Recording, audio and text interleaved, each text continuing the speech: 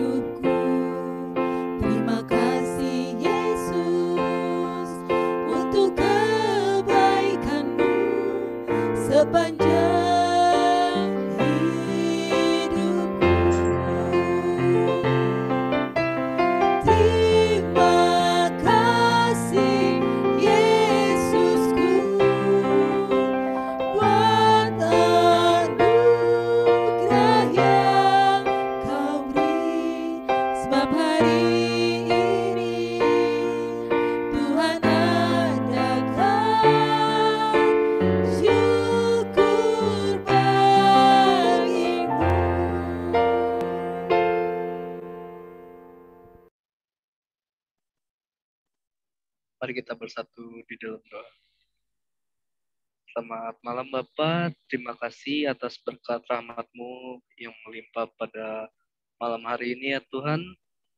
Ya Tuhan, kami berkumpul bersama-sama untuk memuji nama-Mu saja Tuhan di Kebaktian Pemuda Remaja pada malam hari ini ya Tuhan. Ya Tuhan, berkati juga pelayan firman-Nya Bung Den ya Tuhan, yang akan memberikan firman-Mu ya Tuhan. Berkati Tuhan ya Tuhan. Dan juga berkati teman-teman yang tidak bisa ikut hadir ya Tuhan. Mungkin bisa ikut hadir di Sabtu esoknya ya Tuhan. Kebaktian esoknya ya Tuhan. Terima kasih ya Tuhan. Terpujilah nama-Mu saja Tuhan. Haleluya. Amin. Kita akan menyanyikan pujian sebelum firman, manis kau dengar.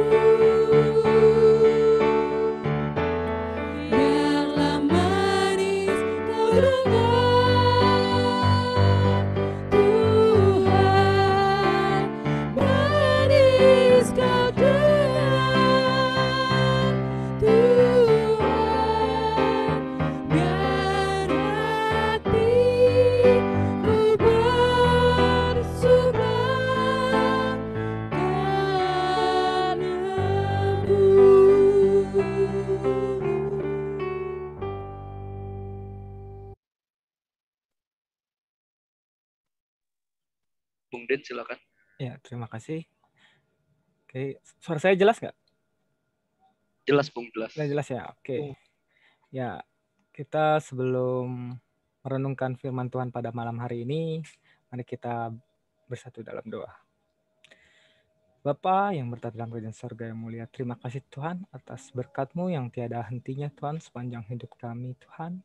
Terkhusus juga malam hari ini Tuhan, kami pemuda remaja GKP Foto Cakung Tuhan, melalui Zoom Tuhan, Zoom meeting kami kembali mengadakan syukur bagi-Mu Tuhan, mengucap syukur dan juga mengangkat puji-pujian untuk-Mu Tuhan dalam kebaktian pemuda kami pada malam hari ini. Berkatilah Tuhan, kami Tuhan, selaku generasi muda kami Tuhan, gereja kami Tuhan, tulang punggung gereja kami Tuhan. Biarlah apa yang kami dengar, kami maknai juga Tuhan firman-Mu Tuhan pada malam hari ini. Berkati hamba-Mu yang akan membawakan Tuhan sebagian dari firman-Mu dan menyampaikan renungan singkat pada malam hari ini. Terima kasih Tuhan, haleluya, amin. Oke, selamat malam semua. Sehat-sehat semua kan? Amin, sehat Bung. Sehat ya, oke. Ya amin ya, semoga kita selalu sehat. Juga teman-teman kita mungkin ada yang kurang sehat, tetap semangat. Kita berdoa, berpengharapan sama Tuhan ya. Oke, saya mau share PPT-nya dulu.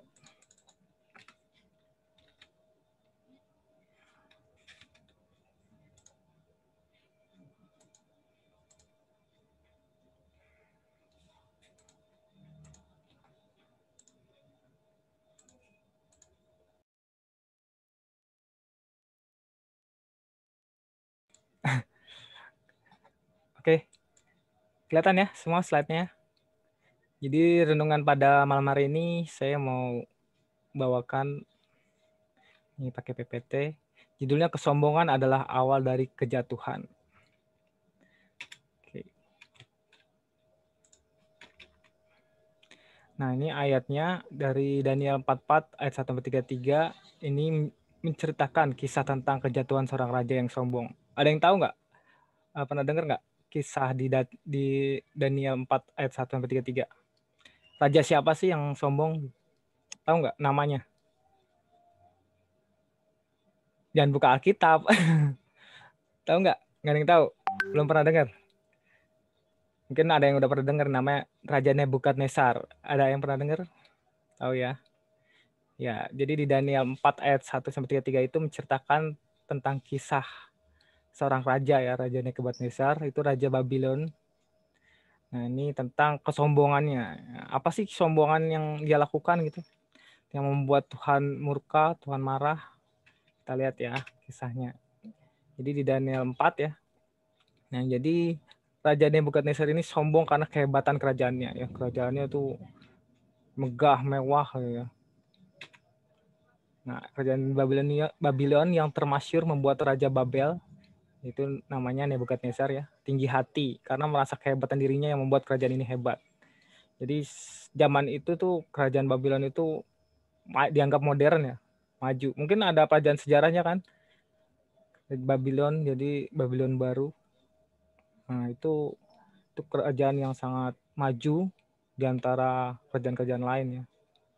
Nah ini rajanya ini jadi dia menganggap bahwa kemajuan dari kerajaan itu ya berkat dia dong, berkat usaha dia gitu. Jadi dia tinggi hati. Nah, terus dia suatu saat dia mimpi. Nah, ini kenapa mimpi? Ya karena ada rencana Tuhan itu. Tuhan kan nggak suka ya kalau sombongan itu ya.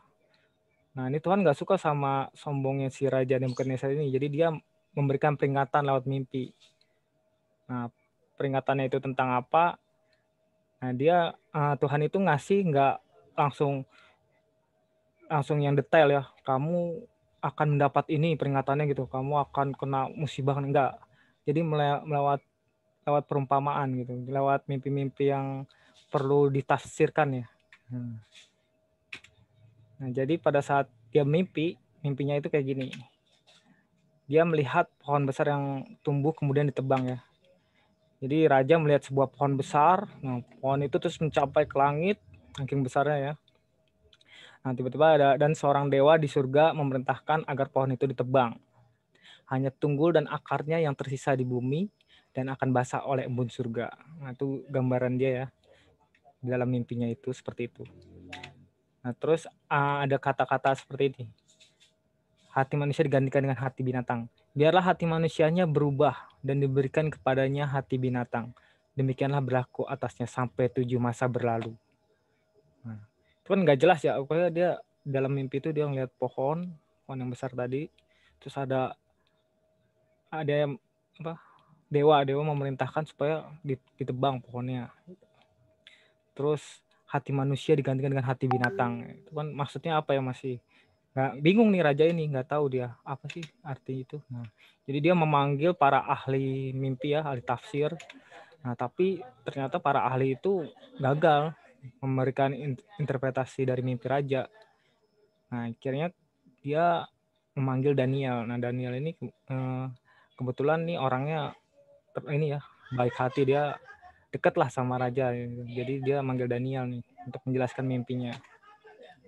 Nah, mimpi raja itu kata Daniel nih, itu mimpi itu sebenarnya merujuk pada raja sendiri gitu. Nah, kan raja bingung nih apa sih maksudnya gitu kan. Ya, jadi pohon besar itu merupakan representasi yang pas dari seorang raja yang sombong. Nah, Tuhan memberikan kekuasaan dan kekuasaan ya, maksudnya kekuatan kekuasaan Nebukadnezar. Namun demikian ia terus-menerus gagal mengenali bahwa segala yang ia miliki berasal dari Allah. Jadi ya tadi sombongan dari Raja Nebukadnezar kan bahwa apa yang dia capai dari usahanya sendiri gitu kan, bukan dari Allah. Jadi dia nganggap ya ini usaha gua gitu. Jadi gua yang berjasa, gua yang hebat gitu kan. Dia nggak peduli ini bukan dari berkat Tuhan gitu. Nah, jadi dalam mimpinya itu sebenarnya pohon besar itu yang melambangkan kesombongannya. Nah, terus kenapa ditebang, yaitu akhir pohon itu kan nantinya ditebang gitu. Jadi mau kekuatan kekuasaan yang apapun yang diterima raja itu pasti akan habis gitu maksudnya. Terus hati yang tadi binatang itu menggantikan hati binatang itu maksudnya kekejaman raja itu ya. Jadi udah nggak seperti manusia lagi. Nah, jadi kenapa sih Tuhan memberi peringatan mimpi itu gitu loh? Kan pasti ada sebab, ada akibat ya. Kenapa sih? Apa sombong doang dia karena kesombongan dia? Ternyata enggak juga. Ya dia sombong juga, tapi dia membangun proyek-proyek pembangunan besar di Babel. Ya bagus sih ya, infrastrukturnya dibangun ya. Negara dari kotanya dia itu, kota Babel dibangun, taman-taman, sistem kanal, terus ratusan kuil, proyek pembangunan. Nah, mengubah kota menjadi salah satu keajaiban dunia kuno. Taman gantung, tahu kan, taman gantung Babylon, yaitu dari Raja Nebukadnezar. Nah, tapi yang dicapai itu melalui apa? Eksploitasi tenaga kerja budak dan pengabdian orang miskin. Nah, itu yang salah kan? Infrastruktur kalau misalnya dicapainya dengan bagus, baik gitu kan, kerjasama. Tapi enggak, dia kan dengan kerja paksa gitu, eksploitasi tenaga kerja budak. Nah, ini yang Tuhan benci ya, Tuhan enggak suka. Nah, terus kekayaannya hanya digunakan untuk kesenangan raja sendiri sama antek-anteknya gitu. Ya jelas dong mensesarakan rakyat gitu kan. Terus keuntungannya buat kalangan raja sendiri, itu yang bikin Tuhan geram gitu, Tuhan marah. Jadi ya berdosa lah, dianggap ini raja ini nggak bagus gitu ya. Tuhan memandang raja ini tidak baik gitu. Nah, apa akibat kesombongan raja? Nah, ini maksudnya dia karena dia sombong tadi, udah mencapai kemegahan kotanya gitu lah, dia jadi nggak mengakui Allah kan. Tadi dia hanya tahu usahanya aja sendiri yang membuat kotanya itu berhasil seperti itu, tidak mengakui bahwa itu berkat Tuhan, itu berkat Allah. Terus apalagi dia nggak membutuhkan, ya karena nggak membutuhkan Allah, jadi dia nggak, kesulitan-kesulitan itu nggak dibutuhkan gitu, nggak menyadari dia orang-orang yang di sekitarnya yang sengsaraan, orang-orang yang bekerja untuk dia gitu. Ini yang membuat Tuhan ini marah ya terhadap Raja Nebukadnezar. Nah, akibat yang diterima Raja Nebukadnezar apa? Jadi ini sebenarnya dia itu nggak sekali ya diperingatin Tuhan. Jadi Daniel itu kalau kalian baca di Daniel 4 kan 1-33 tadi itu dia tuh udah diperingatin berkali-kali sama Tuhan. Tapi apa dia selalu bertobat sebentar tapi melakukan lagi gitu, sombong lagi, menyiksa lagi gitu. Kalau kalian baca lebih detail ya. Tapi saya langsung ke sini aja, langsung akibat yang diterima Raja Nebukadnezar. Jadi dia menerima penyakit yang aneh. Ya penyakitnya macam-macam lah, yang nggak bisa dijelaskan gitu. Tiba-tiba matanya buta, apa lumpuh kayak gitu. Nah, tapi kenapa akhirnya itu ternyata melalui peringatan yang terakhir dari mimpi yang terakhir dia akhirnya dibalikkan hatinya gitu. Jadi dia akhirnya berubah di sini ya. Tapi akhirnya Tuhan dengan mudah mengembalikan ke kondisi yang sehat. Jadi saat dia terkena penyakit terus dia bertobat. Nah, Tuhan kalau orang bertobat pasti dimaafkan ya, Tuhan terus mengembalikan kondisinya dia. Nah, semuanya berubah ketika pada akhir 7 tahun. Jadi sesuai mimpinya dia ya. Tadi kan di mimpinya dia 7 masa ya. Itu maksudnya 7 tahun yang diprediksi oleh Nabi Daniel ya tadi ya. Nah, raja yang sakit mengangkat matanya ke surga. Jadi dia akhirnya melihat gitu kekuasaan Tuhan, terus kemurahan Tuhan gitu. Jadi dia akhirnya ya balik lagi menjadi memerintah lagi dengan sifat yang 180 derajat. Dia terus rakyatnya itu diberikan kesejahteraan seperti itu. Nah, pikiran raja kembali dan menyadari dosa kesombongan dan memandang kepada Tuhan. Ya kalau udah baik itu Tuhan pasti memberikan berkat dong. Pasti dia malah makin hebat setelah kejatuhannya kena penyakit itu, terus dia bertobat dan Tuhan ngasih dia kebesarannya lagi gitu. Dan dia mengakui ya keterbatasan manusia dan memuji kebesaran dan kemuliaan Tuhan. Nah, Tuhan mengeluarkan dia pada tahtanya bahkan lebih hebat dari sebelumnya. Ya, kalau kalian mau lebih detail baca di Daniel 4 ayat 1-33. Nah, itu sekilas cerita dari Raja Nebukadnezar. Nah, ini kalau dari pandangan kita nih, nah, kehidupan kita sehari-hari, hal-hal yang dapat menimbulkan kesombongan. Setuju ya, harta ya nomor 1 ya. Nah, sebenarnya di 1 Timotius 6 ayat 17 nih, peringatkanlah kepada orang-orang kaya di dunia ini agar mereka jangan tinggi hati dan jangan berharap pada sesuatu yang tidak tentu seperti kekayaan, melainkan pada Allah yang dalam kekayaannya memberikan kepada kita segala sesuatu untuk dinikmati. Ya kan? Ini garis bawahi jelas ya, bahwa kalau orang-orang kaya itu di dunia jangan tinggi hati. Nah, jadi kalau kita dilahirkan kaya ya bersyukur ya. Misalnya orang tua kita kaya, amin ya. Semua juga kaya sih, cuman ada yang lebih gitu. Misalnya tinggal bangun tidur, minta duit dikasih. Nah, ada yang seperti itu kan, itu bersyukur. Tapi jangan tinggi hati. Bukan kekayaan yang membuat orang jatuh ke dalam dosa ya. Tapi sifat manusia itu sendiri. Gitu. Di Yeskiel 28 juga ayat 5. Karena engkau sangat pandai berdagang, engkau memperbanyak kekayaanmu. Dan karena itu engkau jadi sombong. Nah, itu kan. Yang nggak baik apa? Sombong kan. Karena itu engkau jangan sombong. Ya kaya boleh. Tapi apakah kita bisa mengendalikan gitu diri kita gitu. Dan kekayaan itu yang mengendalikan kita. Nah, ini ada cewek-cewek, ayo pilih yang mana, Galih? Enggak ya, ini jadi hal-hal yang dapat menimbulkan kesombongan yang antara lain tuh tadi udah harta ya, yang kedua penampilan fisik. Bener nggak sih? Udah merasa ganteng nih, maco, keren, badan atletis, cantik yang cewek cantik, apalagi glowing, asik. Nah itu kan menimbulkan kadang kita sombong ya. Nah, di Yeskiel ada ternyata, Yeskiel 28 ayat 17. Engkau sombong karena kecantikanmu, hikmatmu kau musnahkan demi semarakmu. ke bumi kau kulempar, pada raja-raja engkau kuserahkan menjadi tontonan bagi matanya. Nah, jadi nggak suka ya Tuhan itu dengan kesombongan. Tadi dengan harta udah. Kedua ini dengan kecantikan. Jadi kebanyakan tuh orang dengan penampilannya yang kalau dibilang menarik ya, cantik itu relatif, tapi kalau menarik kan pasti ya banyak yang suka gitu ya. Nah, itu jangan membuat sombong. Jadi mendingan yang biasa-biasa tapi nggak sombong. Nah, ada lagi nih yang menimbulkan kesombongan, pengetahuan.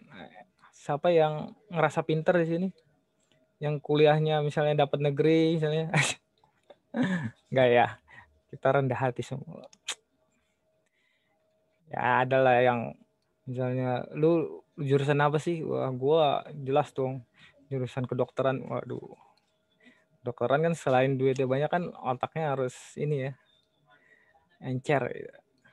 Ya gitu ya. Makanya nih pengetahuan bisa menimbulkan kesombongan. Ternyata di Korintus, di 1 Korintus ayat 8 ayat 1 nih. Tentang daging persembahan berhala kita tahu, kita semua mempunyai pengetahuan. Pengetahuan demikian membuat orang menjadi sombong, tapi kasih membangun, ya kan? Tuhan tuh udah ini, udah tertera tuh di Alkitab. Apa yang tadi membuat sombong? Harta, kecantikan. Kalau cowok ganteng, terus pengetahuan. Nah, pengetahuan itu rawan membuat orang menjadi sombong. Sekarang kita lihat lagi ciri-ciri kesombongan. Nah, kalau kita udah sombong apa sih yang biasanya kita lakukan gitu yang ya tanpa disadari gitu. Kita bisa seperti ini loh kalau kita sombong gitu. Dengan misalnya dari kita udah salah satu kita udah bisa punya harta atau berasa cantik atau punya berasa pinter gitu. Yang pertama itu tidak mempedulikan Allah. Iya enggak? Kalau kita udah sombong tuh ya jarang maksudnya wah ini karena Tuhan nih aduh. Biasanya kita merasa kayak diri kita sendiri kan. Wah gue udah pinter nih, gue udah bisa belajar nih, belajar. Pokoknya mata pelajaran apa aja gue bisa deh. Matematika kecil gitu kan. Kadang gitu kan. Sebenarnya apa di balik itu semua ada penyertaan Tuhan. Mazmur 54 ayat 5. Sebab orang-orang yang angkuh bangkit menyerang aku. Orang-orang yang sombong ingin mencabut nyawaku. Mereka tidak mempedulikan Allah, ya kan? Angkuh sombong sama ya.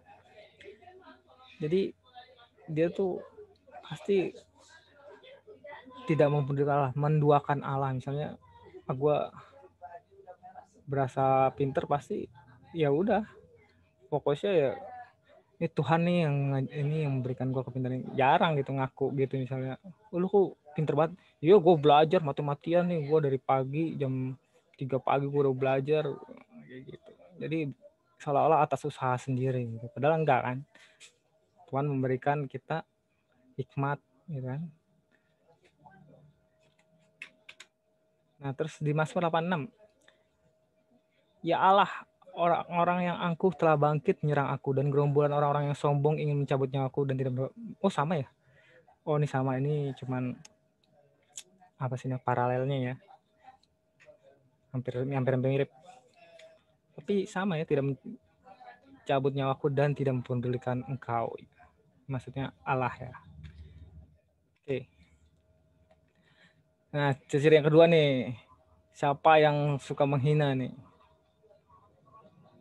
Toksik nih banyak nih. Nggak boleh ya, itu adalah ciri-ciri kesombongan. Jadi suka menghina itu berarti kan merasa dirinya di atas orang lain kan. Jadi dia menghina orang. Nggak mungkin lu menghina orang yang lebih dari lu. Wah lu kaya lu. Wah, nggak mungkin. Pasti menghinanya di bawah kita gitu. Jadi kan nggak boleh, itu adalah ciri-ciri kesombongan. Kita lihat ayatnya. Mazmur 123 ayat 4.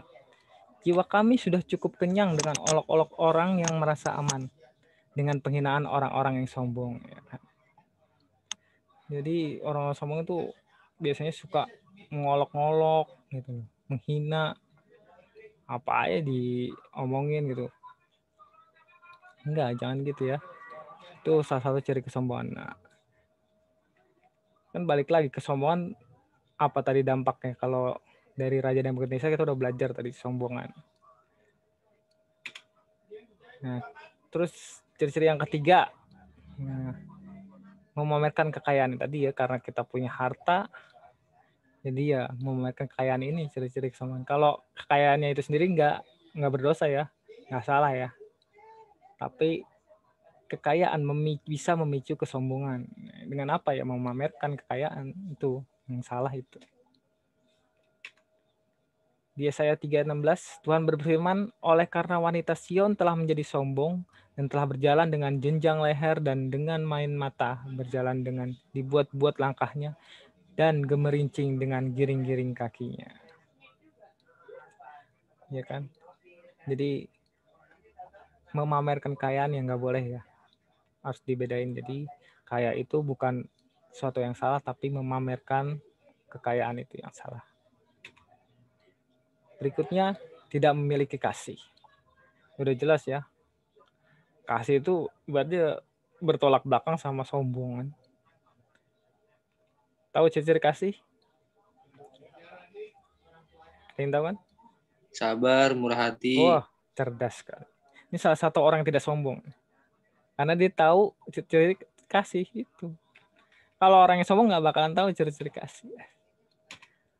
Nah itu kan. Pas banget kan? 1 Korintus 13:4. Kasih itu sabar, kasih itu murah hati. Ia tidak cemburu, ia tidak memegang diri, dan tidak sombong. Jelas. Itu ibaratnya bertolak belakang dengan kasih. Anak Kristus yang memiliki kasih lah. Bukan kesombongannya yang dinaikkan gitu. Ya emang kadang kita nggak sadar ya. Ya, gara-gara itu gua tuh yang gituin. Nah, mungkin itu kebanggaan ya, merasa itu kebanggaan. Boleh. Ada batasnya tapi kalau kesombongan yang bisa membuat orang sakit hati, orang jadi benci, nah, itu yang nggak boleh ya, yang berdosa itu. Tapi kalau untuk membanggakan, waduh anak saya pinter, anak saya bisa lulus ini, nah, itu bukan memamerkan ya, itu kan suatu bentuk kebanggaan gitu, bahwa pencapaian kita tuh segini ya, itu fakta sebenarnya nih. Tapi kalau misalnya, wah gua gampang lulus dokter itu, gua nggak ada apa-apanya tuh, lu nggak bakalan bisa gitu, susah, ilmu lu cetek gitu, otak lu sedengkul gitu, didengkul gitu. Aduh, itu udah hina banget itu kan. Jadi itu yang nggak boleh. Nah tadi nih dampaknya apa sih kalau misalnya kita sombong itu? Sikap Allah apa sih? Ya pasti Allah membenci kan. Tadi contohnya udah ada Raja Nebukadnezar, sombong belagu raja, wah sekali itu sama Tuhan paling cuman dikedipin udah langsung sakit kan. Di Amsal 8 ya. Takut akan Tuhan ialah membenci kejahatan. Aku benci kepada kesombongan, kecongkakan, tingkah laku yang jahat, dan mulut penuh tipu muslihat. Oh jelas banget. Kejahatan iyalah. Tuhan ada Tuhan yang menyukai kejahatan, enggak membenci kesombongan, kecongkakan. Beda kesombongan dan congkak apa?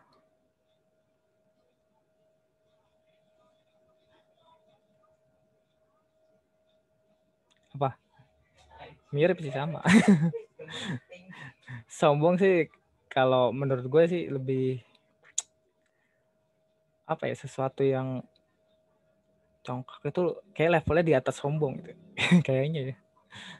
Dan bisa dilihat di Kamus Besar Bahasa Indonesia.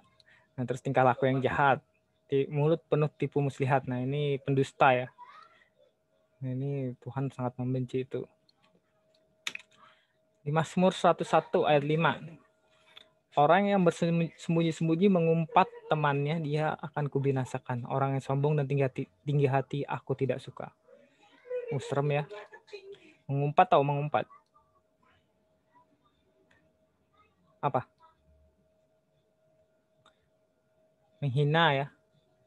Mengumpat, menghina, menjelek-jelekan, merendahkan. Nah, dia akan kubinasakan. Serem ya, emang Tuhan sangat benci. Kan kita diajarin hukum kasih ya, Tuhan sangat bertentangan sama hukum kasih. Terus orang yang sombong dan tinggi hati aku tidak suka, jelas sih tadi. Sombongan, kecokakan aku benci. Sama tinggi hati itu satu keluarga itu. Nah, yang kedua apa? Akan menjatuhkan hukuman, jelas ya. Tuhan pertama benci, terus dia nggak mungkin udah benci, dia nggak mungkin diem aja, nggak mungkin dibiarkan. Tadi kayak si Raja Nebukadnezar, dia nerima hukuman kan, penyakit. Nah, begitu juga dengan kita gitu. Misalnya kita sombong, ya maksudnya ya kita harus terima resiko ya. Tuhan tuh nggak mungkin diem aja, nggak mungkin wah orang yang sombong itu selalu lancar ya mulus, enggak, pasti ada satu saat dia akan jatuh ya. Nah, Amsal 16, setiap orang yang tinggi hati adalah kekejian bagi Tuhan, sungguh ia tidak akan luput dari hukuman. Nah, jelas ya, makanya ada hukum karma itu benar, bisa berbalik ya. Nah, kemudian orang sombong akan direndahkan. Ini yang ketiga salahnya. Nah, ini di 2 Samuel 22, bangsa yang tertindas engkau selamatkan, tapi matamu melawan orang-orang yang tinggi hati supaya mereka kau rendahkan. Iyalah. Ada kan semakin ada lagunya. Ditinggikan, kalau yang miskin ditinggikan ya. Nah, kalau yang tinggi direndahkan. Seperti itu. Ini sama nih. Cuman dari Yesaya 13, kepada dunia akan kubalas kejahatan dan kepada orang-orang fasik kesalahan mereka. Sombongan orang-orang pemberani akan kuhentikan dan kecokakan orang-orang yang gagah akan kupatahkan. Nah, ada istilah kesombongan rohani. Apa sih kesombongan rohani? Tadi kan kesombongan duniawi ya. Harta, harta. Tadi penampilan kan. Itu duniawi lah. Sekarang kesombongan rohani. Nah, sombongan itu ya berkaitan dengan sikap kita kepada orang lain. Yang menganggap orang lain lebih rendah dari dirinya.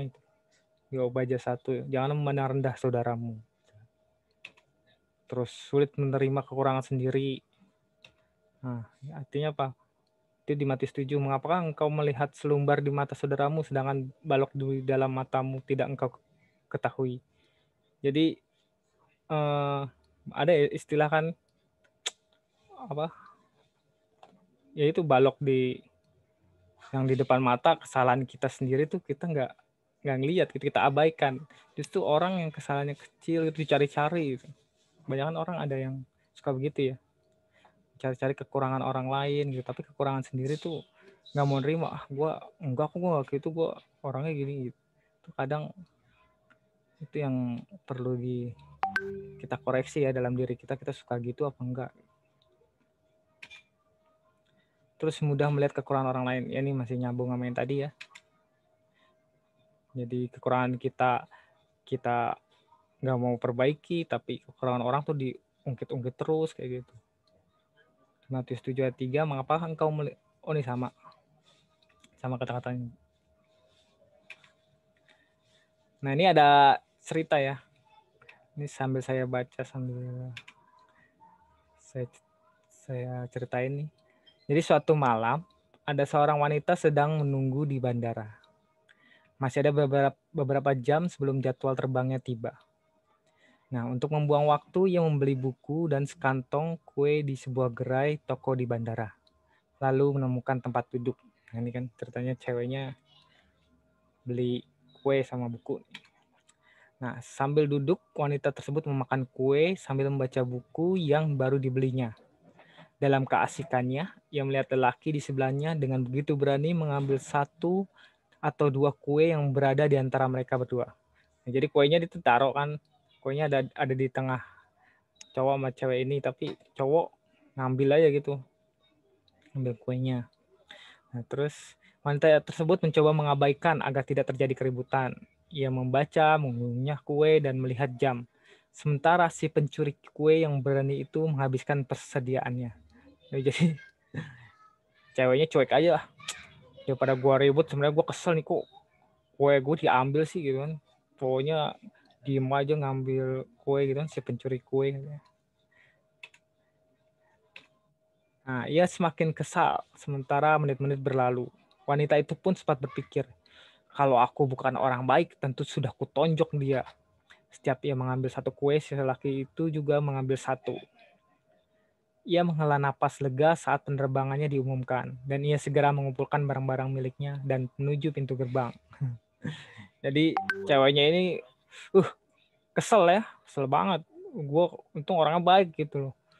Iyalah kayak kita di posisi dia gimana? Buset, ini orang nggak tahu malu ya, nggak, kurang ajar banget.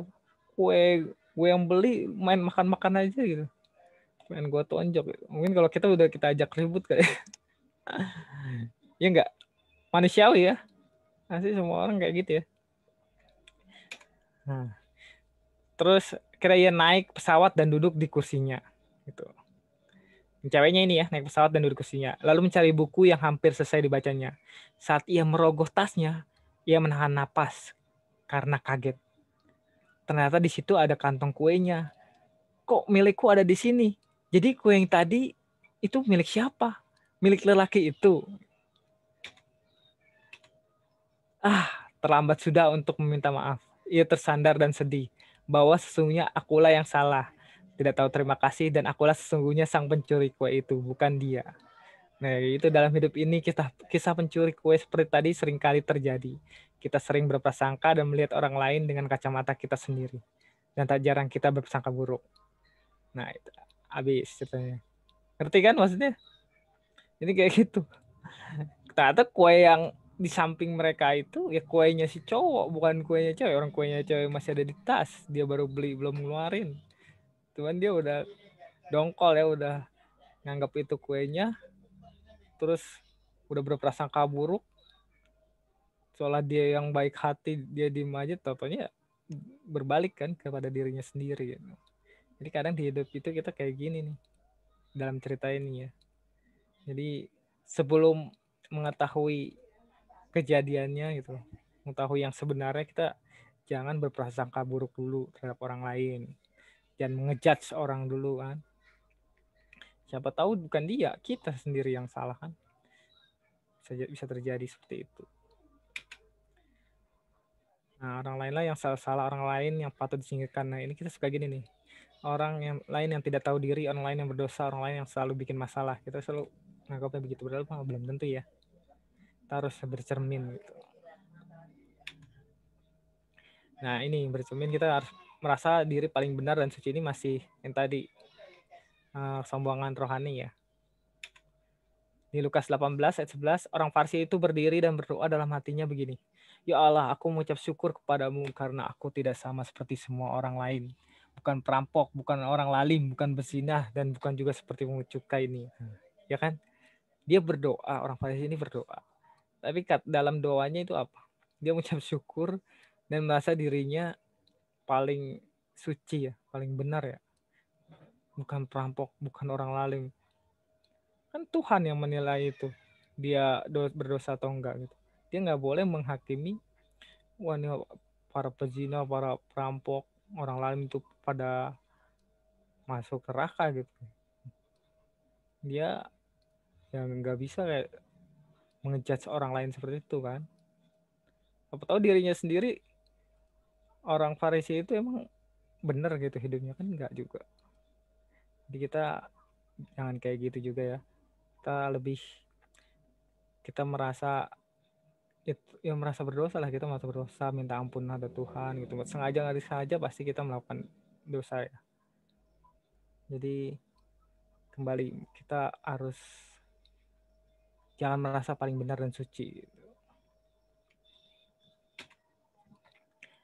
Nah, yang kelima, sulit memaafkan.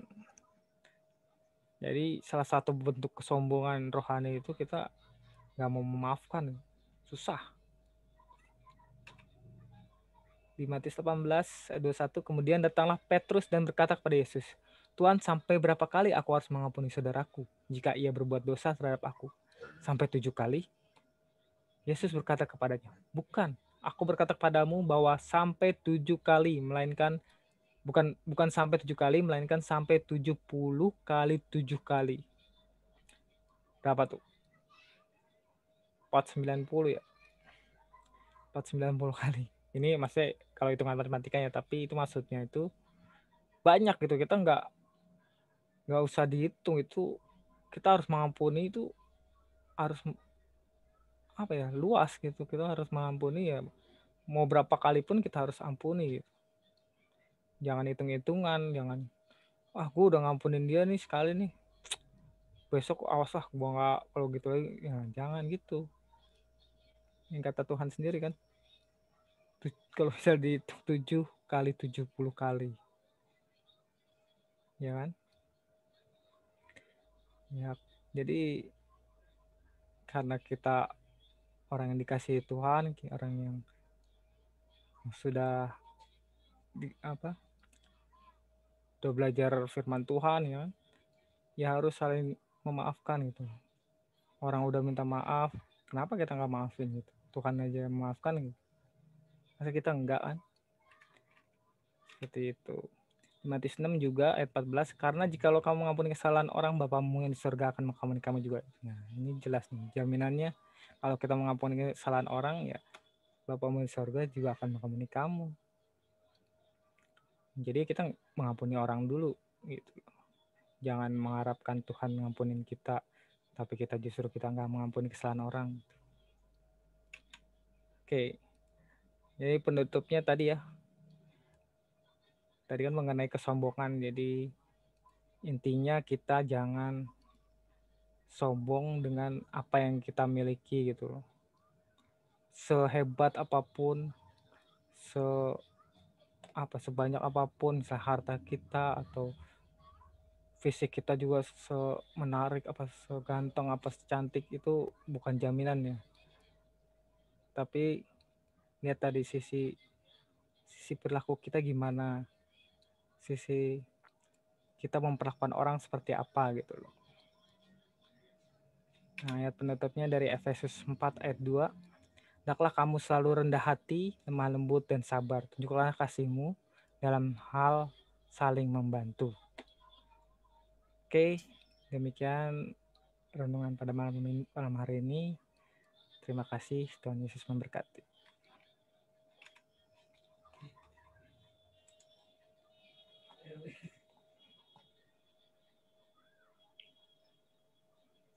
Terima kasih untuk Bung Den untuk bahan firman-Nya.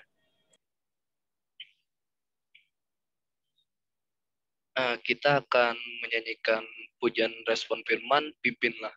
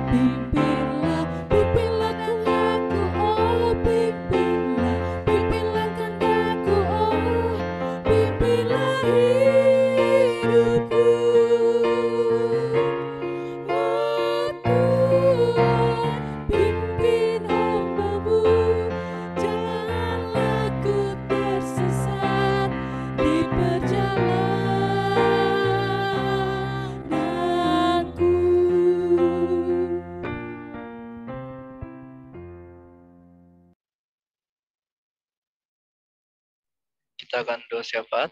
Mungkin ada pokok-pokok doa dari teman-teman. Mungkin ada yang lagi sakit. Ada mungkin ada yang sakit. Gina Orang besok tua. UAS. Oh, Gina Tolong besok. doain.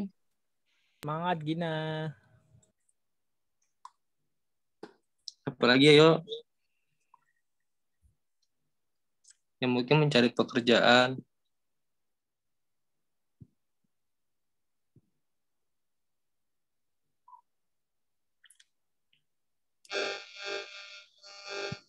Keluarga tuh, keluarganya Archie Rico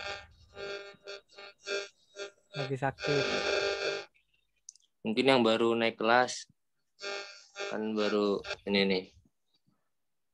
Oh, lagi sakit orang tuanya Archie. Cepat sembuh Archie, orang tuanya. Catat Lan. Udah Lan. Ya. Mari teman-teman kita bersatu dalam doa. Ya Tuhan, segala puji syukur hanya kami tinggikan buat Tuhan Yesus yang sudah menyertai kami sepanjang hari ini.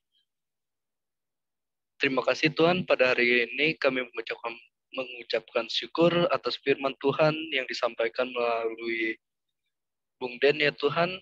Terima kasih untuk Bung Den Tuhan yang telah menyampaikan firman-Mu Tuhan. Kiranya terus Tuhan berkati baik dalam keluarga maupun di pelayanannya ya Tuhan. Ya Tuhan, berkati teman-teman kami Tuhan yang baru saja naik kelas ya Tuhan.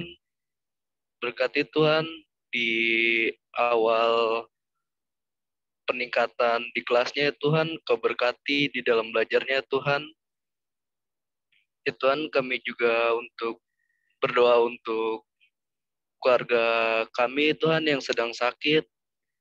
Semoga Engkau selalu memberikan pemulihan di dalam hidupnya ya Tuhan. Kau berkati Tuhan untuk kesehatannya Tuhan. Ya Tuhan, berkati juga di komisi-komisi pada di gereja kami ini ya Tuhan. Dari komisi anak sampai komisi lansia Tuhan, kiranya Engkau berkati Tuhan di komisi-komisi di gereja ini ya Tuhan. Tuhan, kami juga ingin berdoa untuk bangsa dan negara kami Tuhan, bangsa Indonesia ya Tuhan. Kiranya Engkau memberkati pemerintahannya Tuhan, presidennya Tuhan, berkati juga yang kami percaya di dalam tangan-Mu saja ya Tuhan, semua upaya-upaya yang dilakukan oleh pemerintah dalam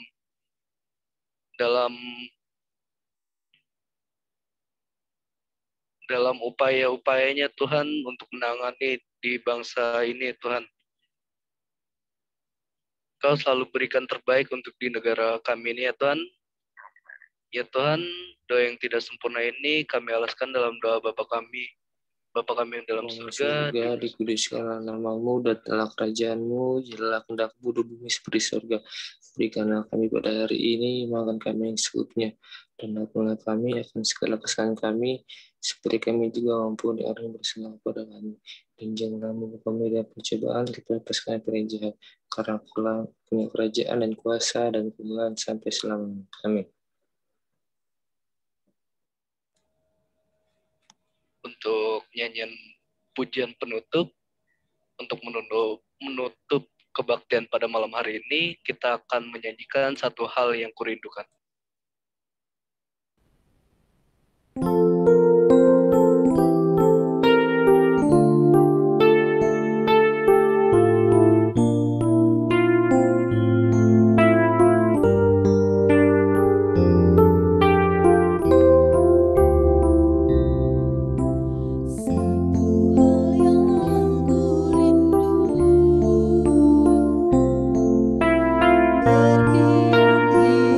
di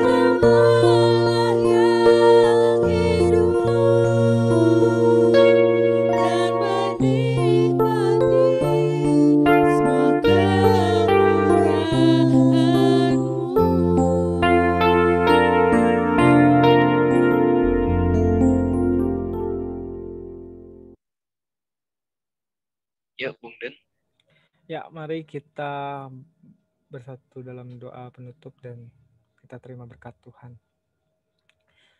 Terima kasih Bapa, kalau kami pada malam hari ini boleh mengikuti kebaktian pemuda remaja ini Tuhan, dari awal tengah hingga akhirnya Tuhan. Begitu berkat penyertaan-Mu Tuhan dalam kehidupan kami yang sangat luar biasa Tuhan. Biarlah kami belajar Tuhan dari renungan kami untuk tidak sombong, tapi selalu rendah hati Tuhan. Juga terhadap sesama kami Tuhan.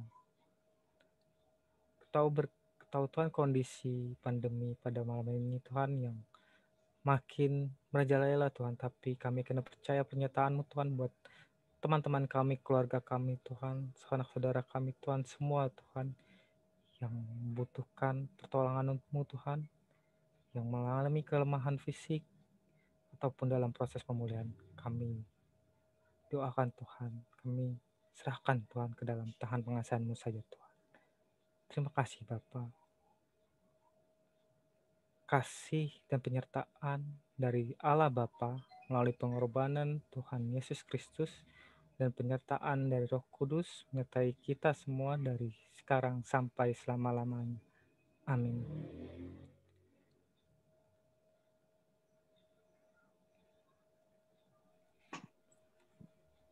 Terima kasih semua. Terima kasih. Selamat malam. Malam. Ayo kita Foto foto-foto. dulu.